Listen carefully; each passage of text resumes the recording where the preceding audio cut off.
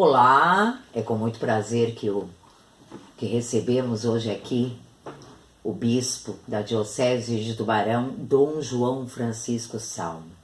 Muito obrigada, bispo, por estar aqui com a gente. Eu agradeço pelo convite e agradeço também a todos então que nos assistem. Esta semana, aliás hoje, depois a gente vai falar sobre isso, hoje é um dia muito especial, mas nós vamos abrir a entrevista porque essa semana é a Semana da Família, é isso, bispo? Nós temos já faz algum tempo, sempre nessa semana que sucede o Dia dos Pais, o Dia do Papai, né? A Semana Nacional da Família. Então, no Brasil se celebra nesses 8 dias a família, para ser um tempo de reflexão, de conversas, também de palestras, de atividades, de oração pela família, porque é um tema, mais do que um tema, uma realidade de nossa vida tão importante, sempre meio em crise, né? Nem sempre tão bem compreendido, muitas vezes, diríamos assim, violentada, né? Então nós precisamos tratar sempre com muito carinho da família, para ter consciência daquilo que ela é e fazer por ela tudo o que é possível, porque é dela que resulta um bem para todos nós, para cada um individualmente e, em consequência, para a sociedade. O senhor falou hoje estão em crise, eu iria justamente pedir para o bispo uma avaliação dele, de como ele enxerga, né, as famílias hoje nesse contexto. Temos certamente vários aspectos que poderiam ser tratados ou levados em conta quando se fala de uma avaliação, né, da família. Se olharmos assim, independente de qualquer credo, enfim, de qualquer tendência, digamos assim, de compreensão da família, nós todos sabemos que nós nascemos como seres sociais, né? Ninguém de nós foi criado para viver sozinho. É da nossa natureza. Isso a sociologia, a psicologia, enfim, a antropologia, tudo entende isso. E qualquer pessoa humana que pense um pouquinho, que sabe refletir sobre sua realidade, se dá conta de que precisa dos outros, quer dizer, e os outros precisam dela. E é na família que a gente tem essa primeira experiência. A gente já nasce precisando de tudo. Se a gente não tiver atenção de mãe, pai, ou enfim, das pessoas que têm condições de tratar de um bebê, a gente morre em pouco tempo, né? Então nós precisamos uns dos outros, desde o primeiro instante, depois ao longo da vida. Por mais que a gente se torne adulto e consiga fazer tantas coisas, a gente precisa dos outros sempre. Depende de muitas coisas dos outros. E para poder conviver bem em sociedade, a gente precisa ter esse aprendizado que a gente tem na família. A família é uma escola, uma experiência insubstituível. Não há universidade que tenha uma cadeira que possa substituir aquilo que a família dá, né? Que é a convivência, aprender a partilhar, a respeitar o outro, enfim, aquelas coisas que acontecem no relacionamento pai, mãe, marido, mulher, pais e filhos, né? E irmãos entre si. Então a família é uma bênção, uma coisa muito importante para nós que por natureza precisamos dela. Então nós infelizmente vemos muita gente que não sabe valorizar a família. Há muito desencontro, muita divisão, pouca convivência, desrespeito. É que se vive um tempo em que se deu muita expressão ao individualismo, que é algo que também está dentro de nós. O ser humano, nas suas fragilidades, ou na sua fragilidade, ele é individualista, é egocêntrico, e o subjetivismo, tudo tomou conta, esses ismos aí, egoísmo, individualismo, subjetivismo tomaram conta muito do nosso tempo. E então a falta de um relacionamento familiar permite que o ego queira tomar conta de tudo, porque uma família bem constituída tem pai e mãe que chama a atenção da criança, respeita esse, assim. Independente de o casal estar vivendo junto ou não, bispo?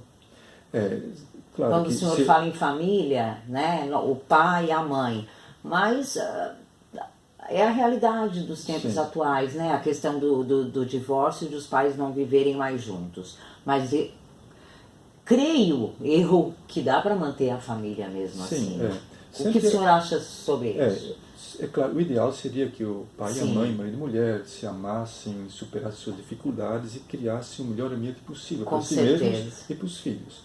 Agora, qualquer acidente que venha a acontecer, né, dali para frente, que leve a uma separação ou mesmo falecimento de um dos dois, enfim, quem fica tem que se assumir, tem que se redobrar para tentar ao máximo manter um ambiente de segurança, de aconchego, de alegria, de convivência, de esperança.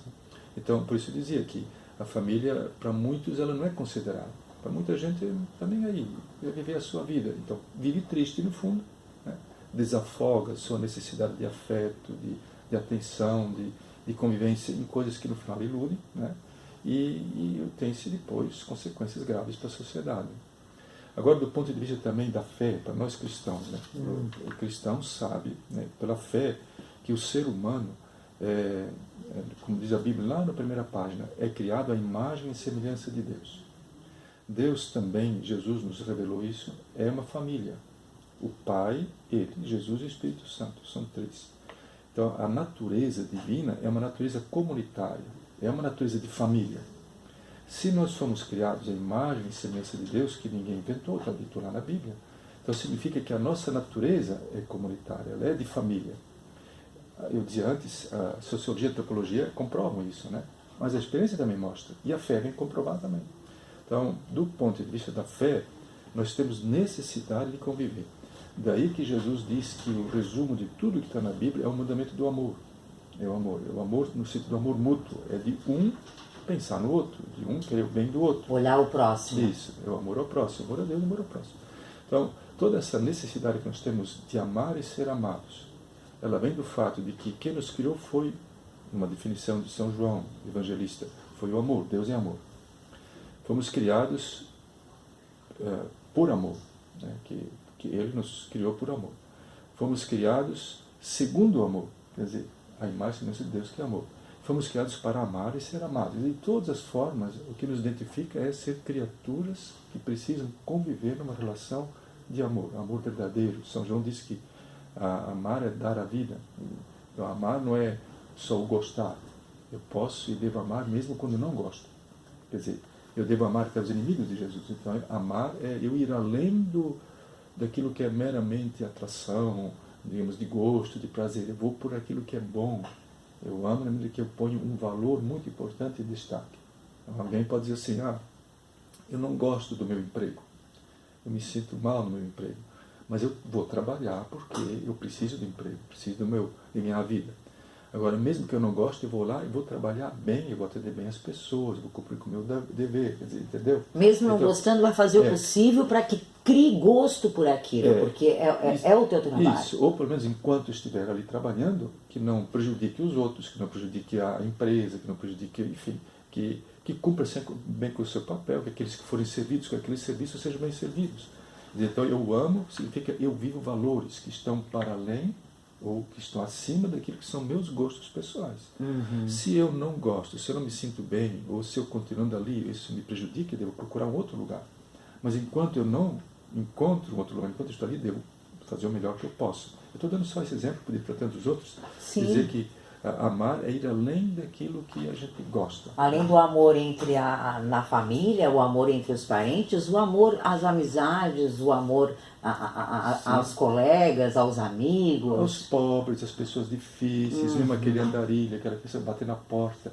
Quer dizer, tratar com amor, quer dizer, com respeito, com dignidade. Eu posso não concordar com certas coisas, desaprovar, mas eu tenho que respeitar o outro, significa eu amo o outro. Então, amar, falando do ponto de vista do que Jesus deixou no Evangelho, é ir além daquilo que são meus próprios gostos, ou minhas próprias tendências. É aí dar algo mais de mim, em que eu procuro o bem do outro. E isso me dignifica, isso me agradece. Então, isso se cultiva em família. Quando, desde pequenininhos, os pais lhes ensinam que a gente tem que respeitar o outro, tem que saber conviver, tem que dividir com o outro aquilo que a gente tem, que a gente tem que pedir licença. O Papa deixou essas 3 expressões numa fala sobre a família. Diz que a família é baseada em 3 coisas. Onde a gente pede licença, com licença. Onde a gente diz desculpa. Onde a gente diz obrigado. Infelizmente, bispo, hoje são 3 palavras que a gente não está vendo muito nas famílias, né? É o papel da igreja tentar... A igreja, enquanto evangelho, a igreja existe por causa do evangelho. Nós não temos nenhuma outra finalidade a não ser viver, tornar compreensível, né? E anunciar, ensinar o evangelho. Essa é a nossa finalidade. Nós não somos uma ONG por uma ONG. Sim. Né?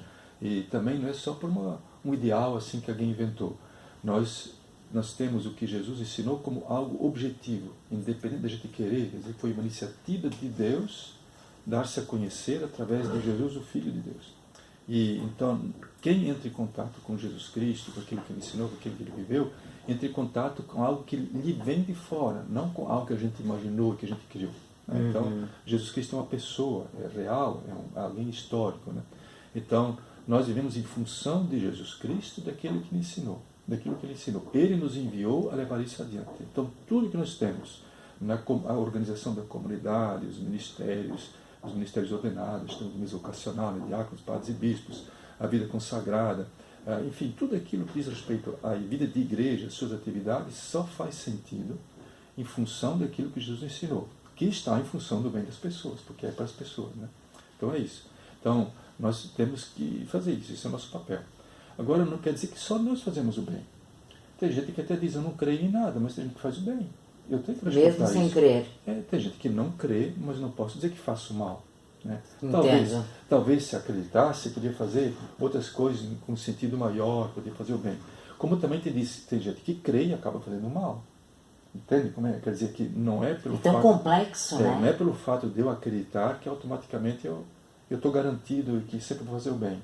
Então, eu acredito em Jesus Cristo, acredito no Evangelho, mas nada garante que eu faça sempre o bem. Eu tenho que me esforçar para isso. Eu tenho que ter a compreensão daquilo que devo fazer.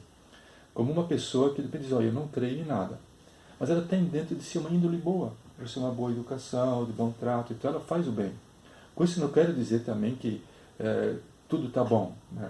A pessoa deve conscientemente procurar o melhor. Se alguém já é bom, mesmo não acreditando, imagina quanto não pode fazer quando entender o que é o Evangelho. Acreditando.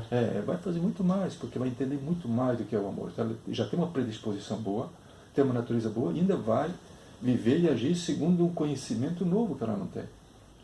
Como outra pessoa pode dizer assim, olha, eu tenho tanta dificuldade para ver, mas eu creio em Deus, mas tenho tanta dificuldade. Como nós encontramos, eu me lembro de um senhor, um dia me disse, olha, eu acredito nisso, mas para mim é tão difícil viver. Tão difícil que viver bem. E eu ouvia falar... Ele tinha fé, acreditava, mas tinha dificuldade para viver bem. Eu ouvia pessoas comentarem a vida dele, uma vida meio transtornada. Mas ele um dia falando comigo, ele chorava. Assim, ele não sabia que eu tinha ouvido falar dele. Mas ele me dizia, eu chorando, eu quero ser bom, mas não consigo. Por quê? Tem pessoas que têm uma falta de liberdade interior. Então, uma pessoa dessas que diz, eu quero, me esforço, não consigo melhor, diante de Deus, ela, quem sabe, é muito mais santa do que eu, que até eu acho que consigo fazer alguma coisa boa. Né? Então, é assim, a gente não pode julgar os outros. Mas eu entrei nesse assunto porque a pergunta foi... Quem somos nós para julgar, né, bispo? Entramos no assunto porque a pergunta foi se a igreja deve cuidar da família, enfim, não só. Todos devemos cuidar, cada um do seu credo, do seu modo de ver a vida, deve descobrir, refletir um pouco para entender que a família é uma realidade de que todos precisamos, todos. Toda criança que nasce precisa de pai, mãe, precisa ter irmãos, quer dizer, precisa criar um ambiente minimamente social, saudável. Isso é um bem enorme, não tem dinheiro que pague. Todos precisamos disso. Até porque, bispo, nós vemos hoje aí irmãos brigando, pai, mãe, filho, etc. Você curta e grossa, bispo. Na hora do perrengue, na hora de uma dificuldade, quem é que vai estender o braço para te ajudar? Lógico, podemos ter amigos que também ajudem, mas a família está sempre ali. Tem várias coisas de novo que a gente podia... Não sei se eu estou muito errada, mas... Sobre o que conversar. Cada caso é um caso também, né, padre? Tem pessoas... Não, desculpa, bispo. Perdão. Não, esse é o problema. Tem pessoas que têm dificuldade de conviver. E não porque são más. Tem pessoas que têm uma personalidade difícil. Não são livres internamente. Tem pessoas que querem ser melhores e não conseguem. Tem transtornos de vários níveis, transtornos mentais. A pessoa nem sabe. Traumas. Uma pessoa que tem alterações de humor, por exemplo. Certo. Tem horas que é muito difícil para ela e para quem convive com ela. Tem pessoas que trazem muitas marcas da infância, da vida, que também, quer dizer, são cargas emotivas muito fortes na vida das pessoas. É como se a gente fosse consequência de tudo aquilo que a gente viveu. A gente é. A gente é a história da gente. E dependendo do caso, Isso. tem pessoas que conseguem trabalhar melhor com isso e tem pessoas que têm dificuldade. Só a gente não pode, então, dizer, bom, eu sou assim, então os outros têm que me aceitar. Também não é assim. Lógico. Então, na medida que a gente tenha consciência de que o jeito de ser da gente, de reagir da gente, é um jeito que não é bom, que faz os outros sofrer, a gente tem que se esforçar também para mudar. Então, o esforço eu tenho que fazer. Só que tem pessoas que, apesar da consciência que têm, apesar do esforço que fazem, não conseguem. Porque não tem controle sobre seus impulsos, suas emoções. Então, tudo isso implica a gente saber conviver, ser tolerante, ter paciência, saber lidar com o outro assim como ele é. Então, basicamente é isso. Cada um deve fazer o esforço para dar o melhor de si, para tornar a vida para os outros mais fácil com sua presença. Porque também vai tornar a sua, com certeza. Isso, é.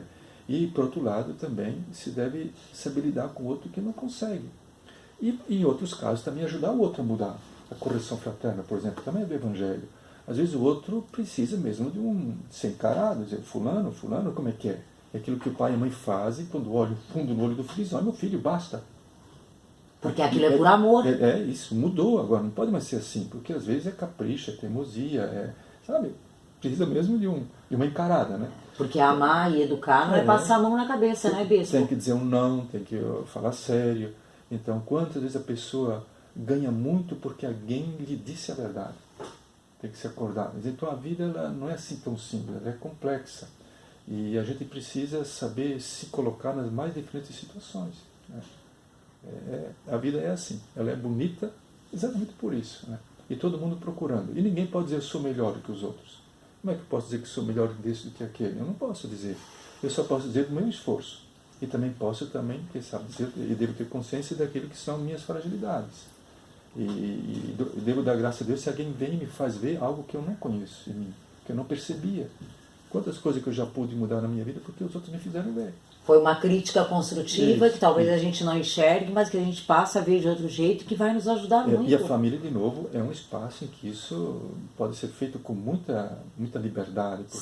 Porque aí todo mundo sabe que se quer bem. Se um pai, uma mãe, um irmão fala meio, digamos, um pouco grosso com o outro, fala duro, pode na hora não se agradar, mas o outro depois diz também, enfim, eu sei. Vai refletir. E vai dizer assim, me quis bem, né? Já quando isso é estranho, é mais difícil. Quando alguém vem e fala meio atravessado, a gente fica perguntando o que a pessoa quis. Será que quis o bem? Foi, né? Uhum. Mas, de qualquer forma, todos devemos nos ajudar. Mas a família é a grande escola, é o grande ambiente, é o espaço fundamental. O tema da Semana da Família começou no domingo e vai até o próximo domingo, é isso, Bispo? E nesse ano tem-se como tema, a frase, é uma pergunta, a família, como vai? Porque há 25 anos, nesse ano, na campanha da fraternidade, se tratou desse tema. Há 25 anos, na campanha de fraternidade, o tema foi e a família, como vai? Então, quis se celebrar esses 25 anos e é um tema atualíssimo. Quer dizer, trouxe de volta o mesmo tema. Isso, porque é sempre atual, né? A família sempre é um Sim. tema atual. Ainda mais hoje, com tanta complexidade, com tantas concepções diferentes, com tantas configurações diferentes de família, quando se pretende tantas coisas que às vezes se diz, mas pode ser assim? Isso é mesmo? Né? Então, por isso a pergunta. E para fazer disso, conversa, mesa de conversa, mesa redonda, um debate, um estudo, para conversar, pai, mãe e filhos conversar, para ter famílias, como precisam os filhos ser preparados para o casamento, né? Ajudar a criança desde pequena a valorizar a família, adolescentes e jovens a entender o namoro como um processo de amadurecimento para a convivência e também para a família, para a construção da família. Então, é preciso preparar os futuros pais, pai, mãe, marido e mulher, né? Senão, embarca numa aventura que, quando a pessoa se acorda, já deu tanto passo que foi engano e sofre, a gente recebe. Quando eu recebi pessoas chorando, eu dei passo em falso, eu achava que não era assim, ninguém me ajudou na hora certa. Quer dizer, então, é preciso que na família, na comunidade, se criem oportunidades para tratar disso, para conversar nos grupos de jovens, conversar. E sempre procurar ter bem claro certos valores familiares, que a gente não pode chutar. Porque não é assim, vou viver a família do jeito que eu quero, do jeito que meu eu egoísta, subjetivo quer. Há valores objetivos que têm que prevalecer. A família, para nós cristãos católicos, a gente sempre afirma que a família é pai, mãe e filhos, né? tá bom? Tem os outros modelos, isso eu respeito, mas para nós é pai, mãe, filhos, de acordo com a lei natural. E isso dividido no amor, que significa perdão, colocar Deus no centro, que é a oração importante, participar, é isso, fé em Deus, a participação na comunidade, a participação dos momentos celebrativos na igreja é muito importante, não é para uma questão só de assumir uma lei, de obedecer uma lei. Trata-se de exercer um direito e de ter uma prática que é uma necessidade para a pessoa estar com os outros. A gente vive e desenvolve, amadurece a familiaridade junto com os outros que têm a mesma fé, com quem a gente se encontra, de quem a gente se alimenta. A gente se alimenta também do sorriso dos outros, da amizade dos outros, de se aproximar, do abraço dos outros. Tudo isso é nosso alimento familiar, né? Então, quando a gente vai à comunidade da igreja, chega um pouco antes, pode conversar com alguém, fica um pouco depois, as pessoas vêm assim em cima da hora e já saem correndo. Em tempos passados não era assim, né? Quando não podia pegar o carro, chegar naquela horinha do minutinho, certo? Chegava antes, ficava ali conversando. Então a gente deveria procurar momentos e espaços em que a gente pudesse se encontrar, conversar com os outros. Por isso tem as pastorais, tem os movimentos, tem dias de encontro, tem atividades, tem as promoções. Isso tudo ajuda. Quanto mais a gente insere a criança desde pequenininha nesses ambientes, eles vão dizer, esse ambiente é bom, porque o papai e a mamãe também participam. Aquelas aí são pessoas boas, que são amigas do papai e da mamãe, sabe? E aquilo tudo vai criando comunidade. Isso humaniza a gente, para não dizer que diviniza, porque nos faz cada vez parecidos com Deus, que é a família. E os pais são o principal exemplo disso tudo, isso, né? Isso mesmo. Mas hoje, 15 de agosto, nós temos aí vários motivos, né? Essa data é bem marcante, bispo. Dia 15 de agosto, ela é universalmente, né, na Igreja Católica, o dia em que celebramos a Assunção de Nossa Senhora. Nós acreditamos que Maria, ela já passou pelo processo da ressurreição e está na glória, quer dizer, está com Deus. Então hoje a gente celebra isso, isso é um dado de fé nosso, da Igreja Católica, muito importante para nós, pelo que significa, porque sinaliza o nosso caminho, o rumo que a nossa vida tem. Jesus Cristo morreu, ressuscitou e entrou na glória do Pai, né? Permanece conosco de muitas formas, mas fez esse caminho. Maria também fez, e nós vamos seguir esse mesmo caminho. Então, nós celebramos isso hoje. Mas na Diocese de Tubarão, hoje também se celebra o dia também da Albertina, dia 15, porque o dia 15 é o dia litúrgico dela. E também para nós um dia de oração diocesano pelas vocações.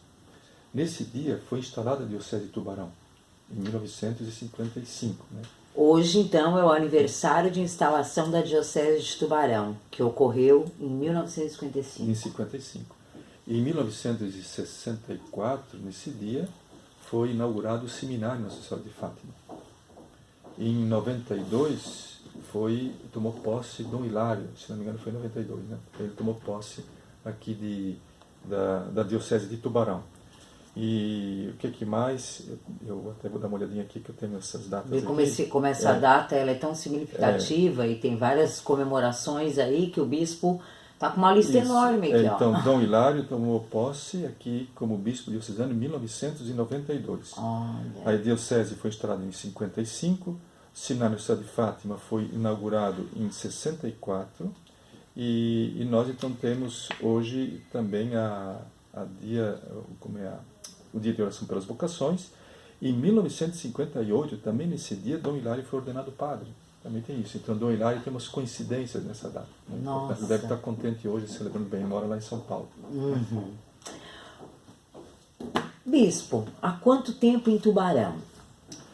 Eu vim para Tubarão em novembro de 2012. Então, agora, no dia 24 de novembro, vai fazer 7 anos que eu fui ordenado bispo aqui na Catedral e que estou, então, aqui como bispo diocesano. Não tem um tempo estipulado? Não. Quando alguém é nomeado e assume como bispo em alguma diocese, fica ali, assume o seu papel.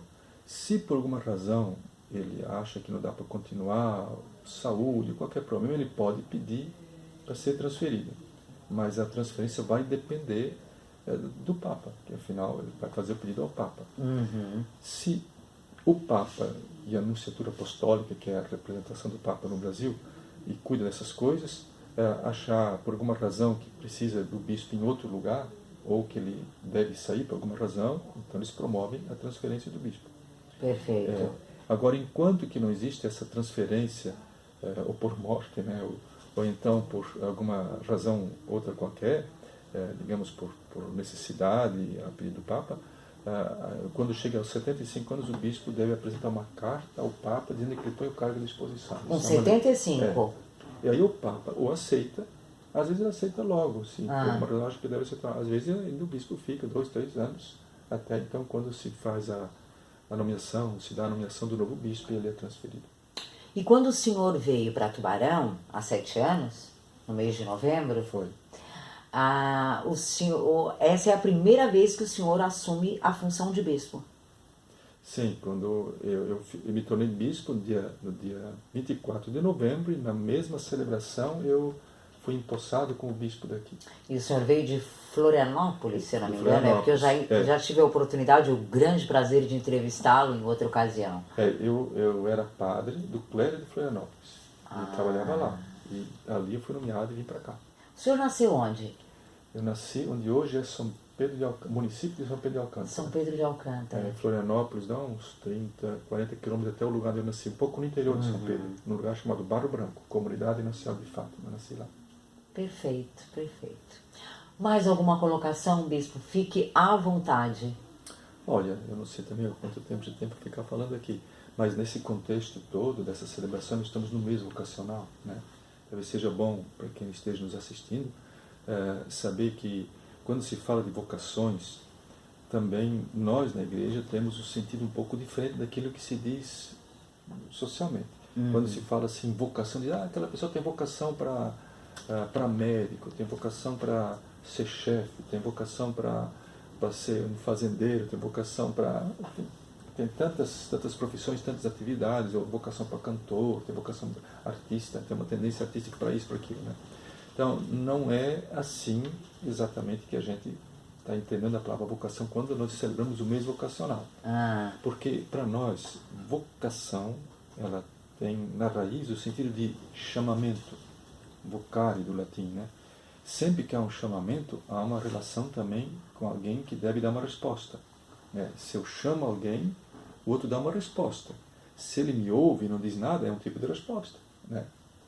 Se ele ouve e diz, estou aqui, é uma outra resposta. Se ele ouve e diz o que quer, e eu digo, faz esse favor para mim, a pessoa faz, é outro tipo de resposta, entende? Então, é um diálogo, é um relacionamento. E, para nós, o assunto que nós tratamos antes, para nós, o fato de a gente vir ao mundo, a gente ser criado, nós dizemos que fomos criados, não nascemos assim por, sei lá, por um ato qualquer, né? Há uma iniciativa de alguém. Para nós, Deus tomou iniciativa. São Paulo diz na carta aos Colossenses, ele diz que desde antes do mundo ser criado, Deus nos escolheu, Deus nos quis, para que nós fôssemos perfeitos no amor.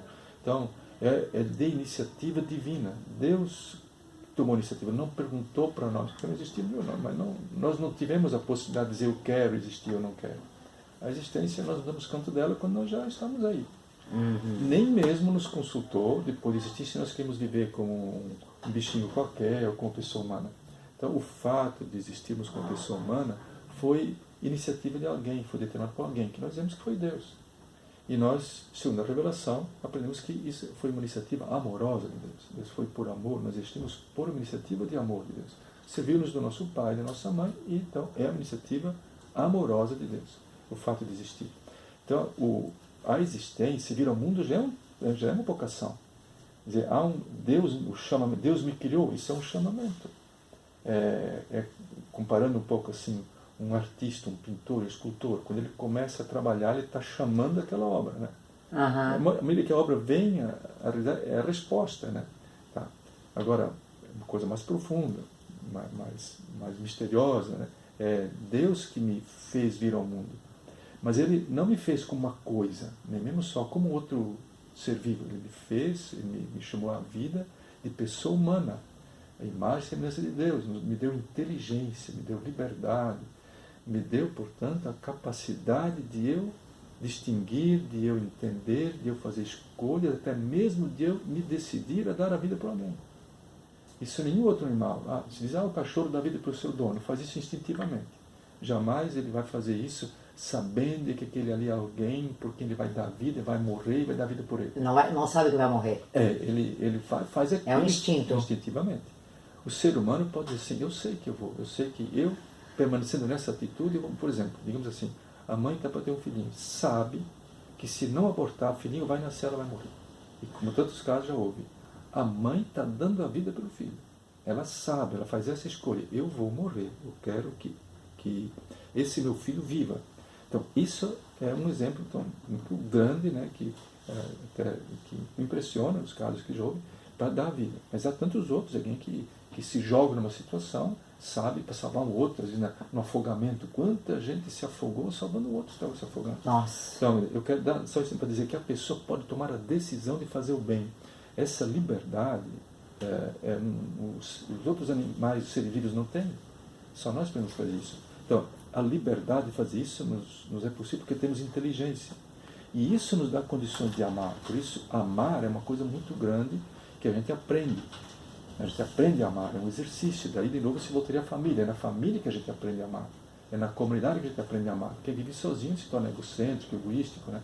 E amar é o contrário, é muito diferente disso. Então, a gente precisa ter a vocação compreendida nesse sentido. Então, quando nós falamos de mesmo vocacional, nós estamos falando agora dessa realidade que a pessoa ela é feita para amar e ela vive e se treina, ela pratica isso em comunidade, numa comunidade de fé. E na comunidade de fé, então, ela começa a perceber que ela pode amar de diferentes formas. Ela pode fazer da sua vida uma entrega de diferentes formas. Por exemplo, você diz, não, eu vou casar, eu quero ser pai. Em relação a essa capacidade de amar que Deus nos deu como dom e que nos qualifica, nos diferencia, nos distingue de todos os outros seres vivos, nós, além disso que cada um tem na sua natureza, dentro da comunidade de fé, nós temos diferentes formas de concretizar o amor. Uma das formas é no casamento. Alguém diz, não, eu vou ser pai, eu vou ser mãe, e eu quero fazer dessa vida uma doação minha à minha esposa ou ao meu marido. E depois, com a minha esposa, com o meu marido, aos filhos. Então, a vida familiar no casamento é uma grande oportunidade de concretizar essa possibilidade de amar. Isso santifica, né? Isso nos salva. Mas alguém pode dizer assim, eu poderia casar, eu seria feliz certamente do casamento, mas eu acho que eu posso contribuir muito também, dar minha vida e amar, me tornando um padre. Então, a vocação sacerdotal também é uma forma de concretizar, de explicitar o amor, essa doação de si. Ou então na vida consagrada, são as religiosas, as irmãs, né? Que também deixam o casamento, então não se torna padre, mas se consagra a Deus. E os consagrados, nós chamamos de vida religiosa, fazem os 3 votos da obediência, castidade e pobreza, que são 3 conselhos evangélicos. Jesus no Evangelho dá esse conselho e mostra a grandeza que tem em fazer da vida essa vida gratuita, generosa aos outros. A obediência, castidade e pobreza não são um peso que a pessoa assume, mas são uma forma de viver com liberdade, amor. Vive o amor livremente, sem estar preso a nada, sem buscar a si, enfim, sem se colocar no centro das coisas. Sempre tendo o outro no centro. Mas isso a pessoa cultiva, é claro, também lembra que tem fé, lembra que tem uma espiritualidade cristã autêntica. Então, quando nós tratamos do mês vocacional na igreja, nós estamos tratando não só de uma tendência espontânea que a pessoa tem para isso, por aquilo, ou por um gosto pessoal, mas de uma forma de concretizar aquela vocação fundamental que é a de amar, de ser pessoa humana e de tornar-se, diríamos de certa forma, divina, tornando o amor uma coisa muito concreta, muito real, muito perceptível na sua vida. Esse é um esforço que tem que fazer todos os dias. Todos os dias. Se a gente não se esforça todo dia de começar de novo, a gente acaba sempre se voltando para si mesmo, porque a tendência egocêntrica ela é muito forte em nós. Né? Ela tem, até certo ponto, o seu valor, a gente tem que cuidar de si, mas isso só vale na medida em que ajuda a gente a se predispor a fazer o bem aos outros. Então, nesse mês vocacional, nós celebramos todas essas vocações. As vocações, nós dizemos, dos ministérios ordenados, diácono, padre e bispo. A vocação dos leigos, sobretudo, então, da família, pai e mãe, essa vocação de constituir família. a vocação às pessoas, a vida consagrada. E a vocação também no campo dos leigos aos ministérios. São pessoas que na comunidade assumem diferentes serviços, gratuitamente, generosamente, pela comunidade. Catequistas, por exemplo, liturgia, que coordenam pastorais, que participam dos conselhos. Então temos muitas formas de as pessoas poderem gratuitamente fazer algo, né, em nome do voluntariado, ou mais que isso, em nome mesmo do seu amor cristão, pela sua comunidade. Então isso nós celebramos nesse mês. Vocações. Nesse mês vocacional. Até, às vezes eu digo que é o mês também da igreja, porque essas diferentes vocações são diferentes formas, e a gente pode ir aos poucos vendo, discernindo, né, pela qual se decidir, mas são as diferentes formas de a gente participar da igreja. Então, cada membro da igreja que seja um pouco mais ativo, atuante, presente, se encaixa em uma dessas vocações. Então, juntos formamos a igreja. A igreja é feita do conjunto de todas as pessoas que vivem a sua vocação, seguindo Jesus e procurando ser no mundo uma presença transformadora, uma presença que ajude o mundo a ser melhor, afinal. E o que resulta em felicidade pessoal. Bom, com essas considerações nós finalizamos essa entrevista. Aí ele passa uma calma pra gente, né? Uma tranquilidade, fala com muita calma, ponderadamente.